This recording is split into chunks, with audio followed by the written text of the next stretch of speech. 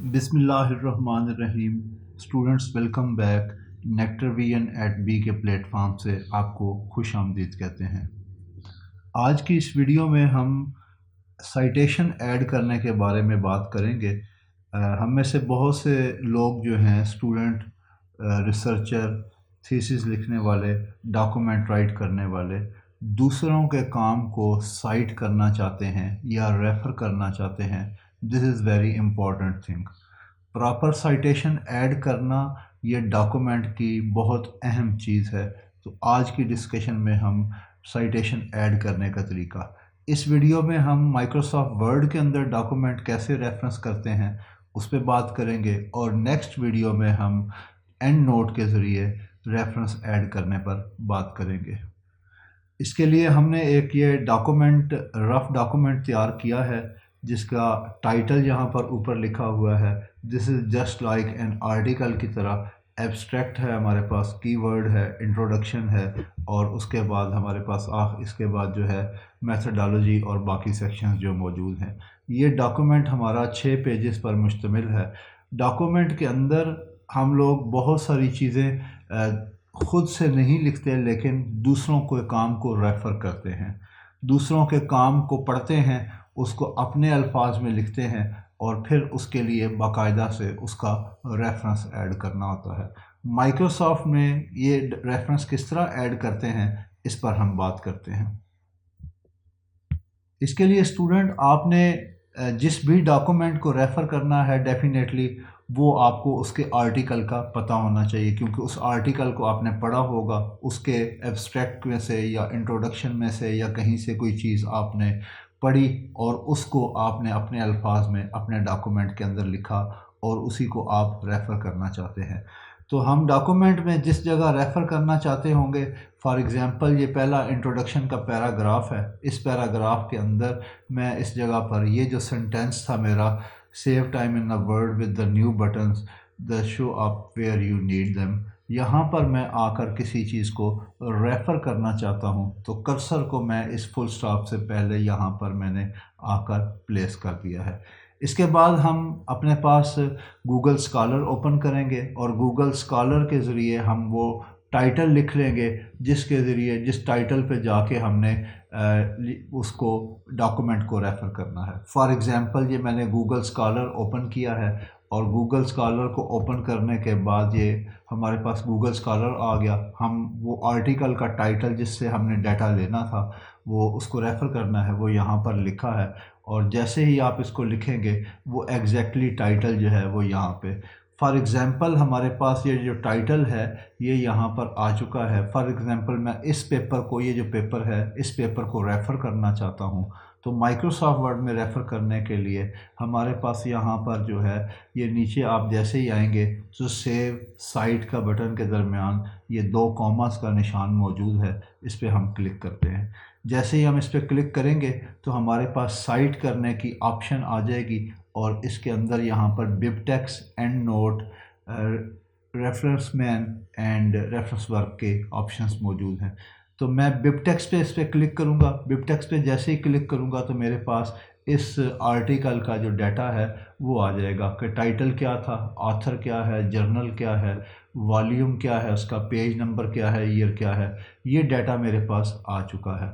तो यहाँ से हम डॉक्यूमेंट में से ये चीज़ हमने ओपन कर ली है। माइक्रोसॉफ्ट वर्ड में वापस जाते हैं, जिस जगह पे हमने कर्सर प्लेस किया था वहाँ पे कर्सर प्लेस करने के बाद यहाँ रेफरेंस के अंदर आएंगे, और रेफरेंस में आके आपके पास मुख्तलिफ रेफरेंस स्टाइल मौजूद हैं।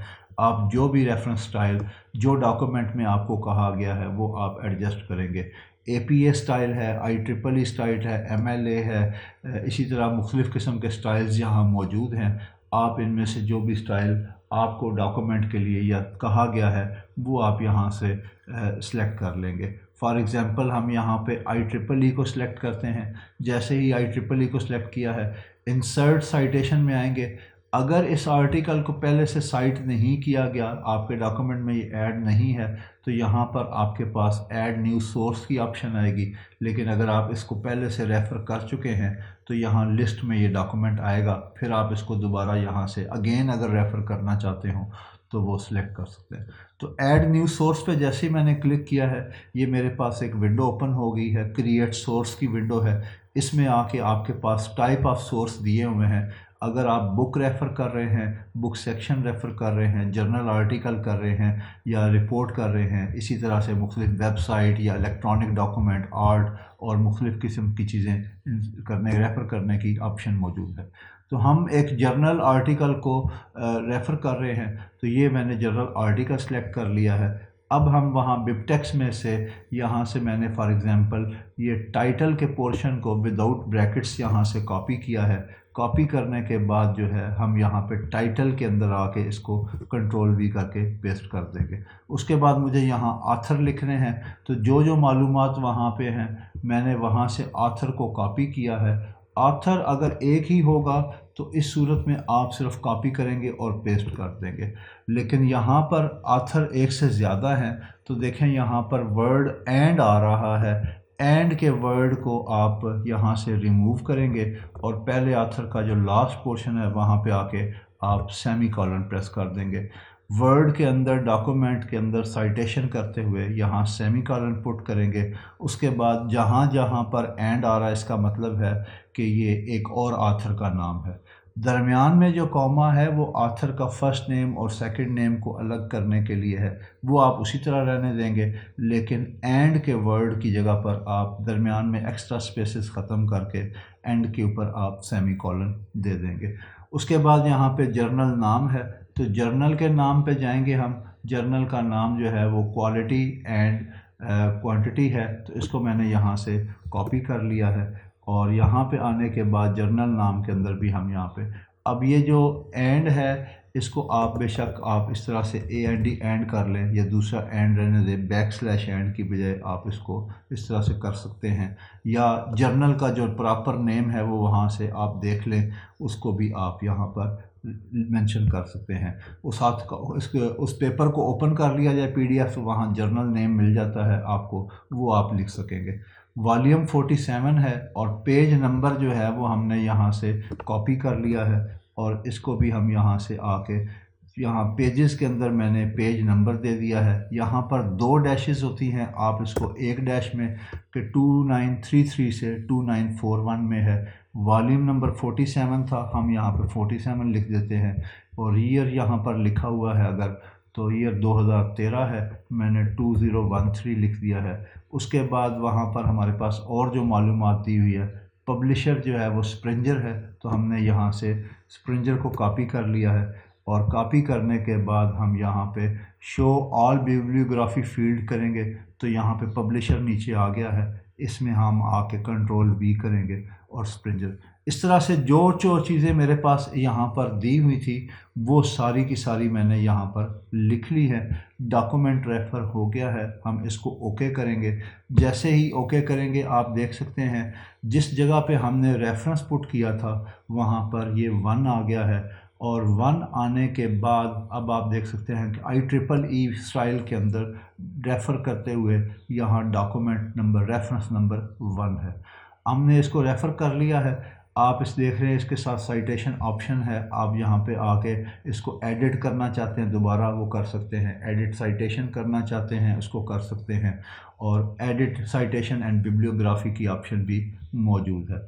अब ये डॉक्यूमेंट का जो नंबर 1 है ये हमारे एंड पे बिब्लियोग्राफी या रेफरेंस सेक्शन के अंदर आना चाहिए, लेकिन हम डॉक्यूमेंट के एंड पे आते हैं तो डॉक्यूमेंट के एंड के ऊपर हमें रेफरेंस और रेफरेंस स्टाइल वगैरह इस तरह की कोई चीज़ नहीं दी। हम यहाँ पर आकर क्लिक करेंगे, बिब्लियोग्राफी पे क्लिक करेंगे जैसे ही, और बिब्लियोग्राफी के नीचे आपको ऑप्शन नज़र आ जाएंगे। बिब्लियोग्राफी है, रेफरेंस है, वर्क साइटेड है, तो आप इसमें से जो ऑप्शन लेना चाहते हैं। फॉर एग्जांपल हम ये बिब्लियोग्राफी ऐड कर रहे हैं या रेफरेंस, तो रेफरेंस पे मैंने क्लिक किया। जैसे ही रेफरेंस पे क्लिक किया है देखें ये रेफरेंस मेरे पास ऐड हो चुका है। जो चीज़ मैंने वहाँ से रेफ़र की थी वो ऑथर का नाम अब यहाँ पर एंड आ चुका है। वहाँ मैंने सेमी कॉलन देना था, यहाँ पर एंड आ गया है। TL Wang and YHB line, ये 2 ऑथर हैं। Power of using video data, this is paper का नाम है। क्वालिटी एंड क्वांटिटी, ये वो उसका हमारे पास जर्नल का नाम है वॉल्यूम 47, पेज नंबर 2933 और 2013। This is according to the IEEE reference style के मुताबिक है। तो हम इस तरीके से रेफरेंस जो है अपने डॉक्यूमेंट के अंदर ऐड कर सकते हैं।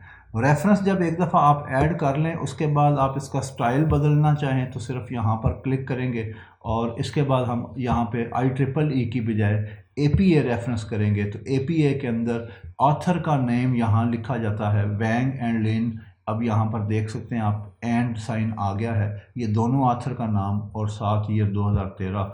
और वहाँ से अब ये नंबर हट चुका है, लेकिन जैसे ही हम इसको यहाँ से करेंगे और उसके बाद हम यहाँ पे आके update citation and bibliography, citation भी अपडेट हो जाएंगी और बिब्लियोग्राफी भी अपडेट हो जाएगी।